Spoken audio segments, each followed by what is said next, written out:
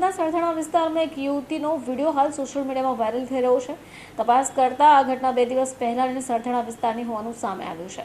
આ મામલે પરિણીત યુવતીને પ્રેમીને ત્યાં રહેવા આવી ગઈ હોવાથી યુવતીના પરિવારજનો યુવતીને લેવા પહોંચ્યા હતા। પ્રેમીના પરિવાર સાથે ઝપાઝપી પણ થઈ, જેથી પ્રેમી યુવતીના પરિવાર વિરુદ્ધ ઝપાઝપીની અરજી કર્યા હોવાનું પોલીસ જણાવી છે। સુરતના સરથાણા વિસ્તારમાં એક યુવતીનું 4 મહિલા અને 3 યુવકો દ્વારા અપહરણ કરાયા હોવાના સીસીટીવી છેલ્લા 2 દિવસથી વાયરલ થયા છે।